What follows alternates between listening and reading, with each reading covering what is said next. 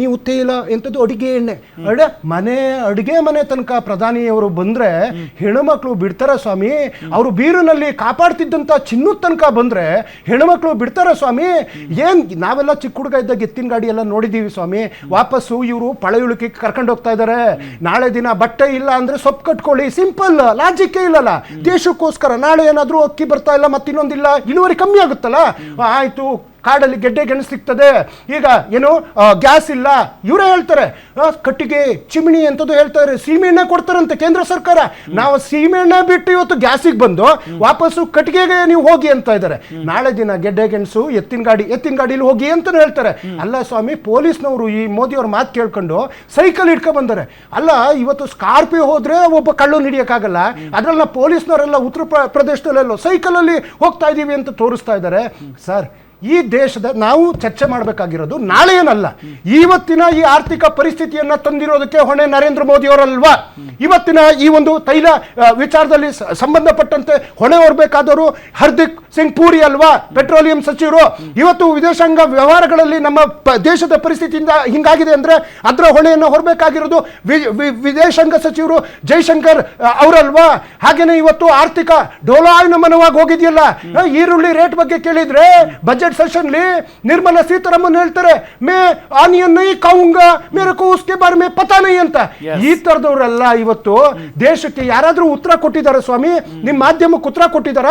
ನಾಳೆ ದಿನ ಅಲ್ಲ ಸರ್, ಈ ರೀತಿಯಾದಂತ ಕರಾಳವಾಗಿ ಆರ್ಥಿಕ ದಿವಾಳಿತನಕ್ಕೆ, ಆರ್ಥಿಕ ದುಸ್ಥಿತಿಗೆ ದೇಶದ ಒಂದು ಪರಿಸ್ಥಿತಿಯನ್ನ ದೂಡಿರ್ತಕ್ಕಂಥ ನರೇಂದ್ರ ಮೋದಿ ಅವರು ಸಾಕು ಸ್ವಾಮಿ. ನೀವಿಷ್ಟು ದಿನ ಶ್ರೀರಾಮ, ಪುಲ್ವಾಮಾ, ಪಹಲ್ಗಾಮ ಎಲ್ಲ ತೋರಿಸಿ ಚುನಾವಣೆ ಮಾಡಿದ್ರಿ. ನಮಗೆ ಬೇಕಾಗಿರೋದು ಅನ್ನ, ನಮಗೆ ಬೇಕಾಗಿರೋದು ರೈತರು, ನಮಗೆ ಬೇಕಾಗಿರೋದು ವಿದ್ಯಾರ್ಥಿಗಳು. ನೀಟ್ ಆಯ್ತಲ್ಲ, ಯಾರ್ದಾರು ತಲೆದಂಡ ಆಯ್ತಾ? 22 ಲಕ್ಷ ವಿದ್ಯಾರ್ಥಿಗಳ ಭವಿಷ್ಯ ಹಾಳಾಗಿ 4 ಜನ ವಿದ್ಯಾರ್ಥಿಗಳು ಸುಸೈಡ್ ಮಾಡ್ಕೊಂಡ್ರು. ಹೊಣೆ ಹೊರದಕ್ಕೆ ಈ ದೇಶದಲ್ಲಿ ಯಾರೊಬ್ರು ಮುಂದೆ ಬರ್ತಾ ಇಲ್ಲಲ್ಲ. ಕೇವಲ ಚುನಾವಣೆ ಆಯ್ತಲ್ಲ ಸ್ವಾಮಿ. ಪ್ರಧಾನಿಯವರು ಕರ್ನಾಟಕಕ್ಕೆ ಎಲ್ಲೋ ಒಂದಿನ ಬಂದ್ರಲ್ವಾ, ಅದನ್ನು ಬಿಟ್ರೆ 65 ಬಾರಿ ಚುನಾವಣಾ ರ್ಯಾಲಿ ಕರ್ನಾಟಕಕ್ಕೆ ಬಂದಿದ್ದಾರೆ. ಅಸ್ಸಾಂ ಚುನಾವಣಾ ರ್ಯಾಲಿ, ವೆಸ್ಟ್ ಬೆಂಗಾಲ್ ಚುನಾವಣಾ ರ್ಯಾಲಿ, ತಮಿಳುನಾಡು, ಪುದುಚೇರಿ, ಕೇರಳ, ಇಷ್ಟಕ್ಕೆ ಮಾತ್ರ ನಿಮ್ಮನ್ನ ಪ್ರಧಾನಿಯಾಗಿ ಮಾಡಿರೋದು. ಮುಗೀತು, ವಿದೇಶಕ್ಕೆ ಹೋದ್ರು. ಇಷ್ಟೇನಾ?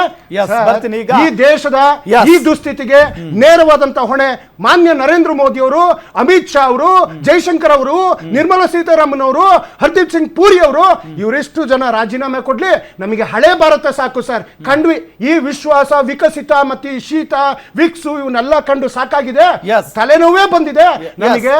ಏನ್ ಹಿಂದಿನ 13ರ ಭಾರತ ಇತ್ತಲ್ಲ, ನೆಮ್ಮದಿಯ ಭಾರತ ಇತ್ತಲ್ಲ, ಆ ಭಾರತ ಕೊಟ್ಬಿಡಿ ದಯವಿಟ್ಟು. ನೀವು ಅಧಿಕಾರದಿಂದ ಇಳಿದೋಗಿ ಸ್ವಾಮಿ. ಬಿಜೆಪಿಯಿಂದ ಅಶ್ವಥ್ ನಾರಾಯಣ್ ಅವರು ಜಾಯ್ನ್ ಆಗಿದ್ದಾರೆ. ಸರ್ ನಮಸ್ಕಾರ, ಕಾರ್ಯಕ್ರಮಕ್ಕೆ ಸ್ವಾಗತ. ನೀವು ಕೇಳಿಸ್ಕೊಂಡ್ರಿ ಇಷ್ಟೊತ್ತು ಕಾಂಗ್ರೆಸ್ನ ವಕ್ತಾರರು ಮಾತನಾಡಿರೋದನ್ನ. ನಮಗೆ ಈ ಭಾರತ ಸಾಕಪ್ಪ, ವಿಕಸಿತ ಭಾರತ, ಹಳೆ ಭಾರತ ಕೊಟ್ಟುಬಿಡಿ ಅಂತಿದ್ದಾರೆ. ಇಲ್ಲ, ಕಾಂಗ್ರೆಸ್ನವ್ರಿಗೆ ಬೇಕಾಗಿರೋದೇ ಹಳೆ ಭಾರತ. ಅವ್ರಿಗೆ ಇಂದಿನ ಪಳೆಯುಳಿಕೆಗಳೇ ಬೇಕಾಗಿದೆ. ಈ ಬದಲಾದ ಭಾರತ, ಬದಲಾಗುವ ಭಾರತ ಅವ್ರಿಗೆ ಬೇಕಾಗಿಲ್ಲ.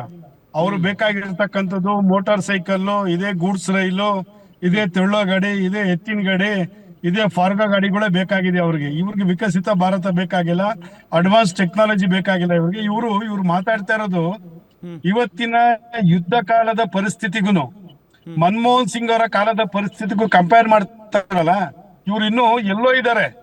ದೇಶ ಎಷ್ಟು ಮುಂದುವರೆದಿದೆ, ನಾವು ಯಾವ ಜಾಗದಲ್ಲಿ ಇದೀವಿ, ಏನ್ ಪರಿಸ್ಥಿತಿಲಿ ಇದೀವಿ, ಯಾವ ಪರಿಸ್ಥಿತಿಗೋಸ್ಕರ ಇವತ್ತು ಪ್ರಧಾನಮಂತ್ರಿಗಳ ಕರೆ ಕೊಟ್ಟಿದ್ರು. ಲಾಲ್ ಬಹದ್ದೂರ್ ಶಾಸ್ತ್ರಿ ಅವರು ಸೋಮವಾರದೊತ್ತು ಒಂದೊತ್ತು ಊಟ ಬಿಡು ಅಂತ ಕರೆ ಕೊಟ್ರು. ತಪ್ಪ ಹಂಗಿದ್ಮೇಲೆ ಮನಮೋಹನ್ ಇದು ಚಿದಂಬರಂ ನೀವು ಚಿನ್ನ ಖರೀದಿ ಮಾಡಬೇಡಿ ಅಂತ ಕರೆ ಕೊಟ್ಟಿದ್ರು. ಯಾಕೆ ಕರೆ ಕೊಟ್ಟಿರು? ಯಾವ ವಾರ ಶ್ರೀಮತಿ ಇಂದಿರಾ ಗಾಂಧಿ 71 ವಾರಲ್ಲಿ ಎಲ್ಲೂ ಸ್ಟ್ರೀಟ್ ಲೈಟ್ ಆನ್ ಮಾಡಂಗಿರ್ಲಿಲ್ಲ. ಸರ್ 71 ನಾವೆಲ್ಲ ಅವಾಗ ಮಿಡ್ಲ್ ಸ್ಕೂಲ್ ಇದ್ವಿ, ನಾವು ಸ್ಟೂಡೆಂಟ್ಗಳು. ಪ್ರಧಾನಮಂತ್ರಿಗಳ ಕರೆ ಕೊಟ್ಟಾಗ ದೇಶ ಅದನ್ನ ಪಾಲನೆ ಮಾಡ್ತು. ಬಿಕಾಸ್ ಪಾಕಿಸ್ತಾನ ಮತ್ತು ಬಾಂಗ್ಲಾ ವಾರಲ್ಲಿತ್ತು. ಎಲ್ಲಿ ನಗರ ಪ್ರದೇಶದಲ್ಲಿ ಲೈಟ್ ಬೆಳಕು ಕಾಣ್ತವೆ ಅಲ್ಲಿ ಪಾಕಿಸ್ತಾನ ಬಂದು ಬಾಂಬ್ ಆಗ್ತಾರೆ ಅಂತಕ್ಕಂಥ ಭಯದಿಂದ ಕರೆ ಕೊಟ್ಟರು. ಸ್ಟ್ರೀಟ್ ಲೈಟ್ ಗಳನ್ನ ಆಫ್ ಮಾಡ್ತಾ ಇದ್ರು. ಯುದ್ಧ ಕಾಲದ ಸನ್ನಿಹದಲ್ಲಿದ್ದಾಗ ಕೆಲವೊಂದು ನಿಯಮಗಳನ್ನ ಪಾಲನೆ ಮಾಡ್ಬೇಕಾಗ್ತದೆ. ಇವರು ಚುನಾವಣೆ ಮಾಡ್ಕೊಂಡ್ರು, ಫಾರಿನ್ಗೆ ಹೋಗ್ಬಿಟ್ರು ಅನ್ನೋದಲ್ಲ ಸರ್. ಇವ್ರು ಇಲ್ಲಿ ಭಾಷಣ ಮಾಡ್ತಾರಲ್ಲ, ಈ ಭಾಷಣ ಇವರು ವೆಸ್ಟ್ ಬೆಂಗಾಲ್ ಅಲ್ಲಿ ಪುದುಚೇರಿನಲ್ಲಿ ಕೇರಳದಲ್ಲಿ ಭಾಷಣ ಮಾಡಿದ್ರು. ಜನ ಏನ್ ರಿಸಲ್ಟ್ ಕೊಡ್ಬೇಕೋ ಕೊಟ್ಟಾಗಿದೆ. ನೋಡಿ, ಇವತ್ತಿರ್ತಕ್ಕಂಥದ್ದು ಯುದ್ಧ ಕಾಲದಲ್ಲಿ ಯುದ್ಧ ನಡೀತಾ ಇರೋದು ಯಾರಿಗೆ? ಅಮೆರಿಕ, ಇಸ್ರೇಲ್ ವರ್ಸಸ್ ಇರಾಕ್ ನಡೀತಾ ಇರೋದು. ಆದ್ರೆ ಸಮಸ್ಯೆ ಆಗ್ತಾ ಇರ್ತದೆ ಯಾರಿಗೆ? ಪಕ್ಕ ರಾಷ್ಟ್ರಗಳಿಗೆಲ್ಲ ಸಮಸ್ಯೆಗಳು ಆಗ್ತಾ ಇದೆ. ಇದನ್ನ ಈ ಸಮಸ್ಯೆಗಳು ಈ ತರದ್ದು ಒಂದು ರಾಷ್ಟ್ರಕ್ಕೆ ಮತ್ತೊಂದು ರಾಷ್ಟ್ರಕ್ಕೆ ಯುದ್ಧ ಆದಾಗ 100% ನೀವ್ ಹೇಳೋದು ಈ ಒಪ್ಕೊಳ್ತೀನಿ. ತರದ ಕೇವಲ ಸಮಸ್ಯೆ ಬರೋದು ಭಾರತಕ್ಕೆ ಮಾತ್ರ ಸಹಜ. ಸಮಸ್ಯೆ ಆಗ್ತಾ ಇಲ್ಲ, ಬೇರೆ ಬೇರೆ ರಾಷ್ಟ್ರಗಳಿಗೂ ಕೂಡ ಸಮಸ್ಯೆ ಆಗ್ತಾ ಇದೆ. ಹಾ. ಸರ್, ಆಗ್ತಾ ಇದೆ. ರಷ್ಯಾ ಮತ್ತು ಉಕ್ರೇನ್ ವಾರ ಆಗಿದ್ಕೆ ನಮ್ಗೆ ರಸಗೊಬ್ಬರಕ್ಕೆ ಸಮಸ್ಯೆ ಆಯ್ತು. ಹ್ಮ್ ಬಿಕಾಸ್ ರಾ ಮೆಟೀರಿಯಲ್ ಉಕ್ರೇನ್ ಇಂದ ನಮಗೆ ಬರ್ಬೇಕಾಗಿತ್ತು. ಹ್ಮ್ ಉಕ್ರೇನ್ ಇಂದ ರಾ ಮೆಟೀರಿಯಲ್ ಬರ್ಬೇಕಾಗಿತ್ತು. ಗೊಬ್ಬರಕ್ಕೆ ಸಬ್ಸಿಡಿಯನ್ನ ಕೊಟ್ಟು ನರೇಂದ್ರ ಮೋದಿ ರೈತರಿಗೆ ಗೊಬ್ಬರವನ್ನ ಕೊಟ್ಟರು. ಬೆಲೆ ಏರಿಕೆ ಜಾಸ್ತಿ ಮಾಡ್ಲಿಲ್ಲ. ಆಗಿದ್ಮೇಲೆ ಮನಮೋಹನ್ ಸಿಂಗ್ ಅವರ ಕಾಲದಲ್ಲಿ ಆಯಿಲ್ ಬಾಂಡ್ಗಳನ್ನ ಮಾಡಿದ್ರು. ಆಯಿಲ್ ಕಂಪನಿಗಳಿಗೆ 2 ಲಕ್ಷ ಕೋಟಿ ನರೇಂದ್ರ ಮೋದಿ ಅವರ ಸರ್ಕಾರ ಬಂದ್ಮೇಲೆ ಆ ದುಡ್ಡನ್ನ ಫಿಲ್ ಮಾಡಿಕೊಟ್ರು.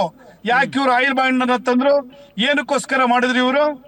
ಆ ಒಂದು ಬೆಲೆಯನ್ನ ನರೇಂದ್ರ ಮೋದಿ ಅವರ ಸರ್ಕಾರ ಬಂದ್ಮೇಲೆ ಕಟ್ಕೊಟ್ಟಿದೆ. ಗೊತ್ತಿದೆಯಾ ಅವ್ರಿಗೆ, ಕಾಂಗ್ರೆಸ್ನವ್ರಿಗೆ?